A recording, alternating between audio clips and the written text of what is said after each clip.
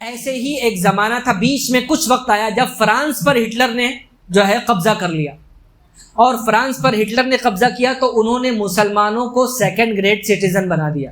مسلمان کوئی رائٹس نہیں تمہارے، سیکنڈ گریڈ سٹیزن بن کے رہو۔ مسلمان کے لیے زندگی اس دنیا میں رہنا، کسی بھی جگہ وہ رہ سکتا ہے جہاں وہ اللہ کو راضی کر سکتا ہو، جہاں وہ عبادت کر سکتا ہو، جہاں وہ اللہ کے دین کی طرف لوگوں کو بلا سکتا ہو، جہاں وہ قرآن پڑھ سکتا ہو۔ لہٰذا ان تمام چیزوں پر تو ممانعت نہیں تھی، لیکن سیکنڈ گریڈ سٹیزن بنا دیا تھا ہٹلر نے۔ تھوڑی دیر لگے گی، آج تھوڑا سا اس کو کمپلیٹ کرتے ہیں۔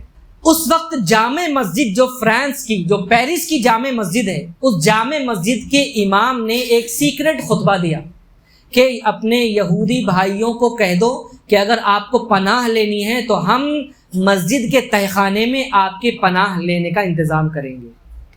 یہ مسلمانوں نے کیا یہودیوں کے ساتھ، یہ سب بھلا دیا گیا۔ لہٰذا کچھ لوگوں کو پناہ دی، اور جو لوگ نہیں رہنا چاہتے تھے، ہجرت کرنا چاہتے تھے، ان کو فیک آئی ڈی کارڈز بنا کر دیے کہ تم مسلمان بن کر اس ملک سے آسانی سے جا سکتے ہو۔ یہودی بن کر جاؤ گے تو تمہیں چیک پوسٹ پر مار دیں گے، لیکن مسلمان بن کر جاؤ گے، تم اپنا آئی ڈی کارڈ دکھاؤ گے۔ تو چونکہ وہ امام تھا، اس نے آئی ڈی کارڈ، اس کے پاس یہ اتھارٹی تھی کہ وہ کس کو مسلمان کا آئی ڈی کارڈ بنا کر دے سکتا تھا۔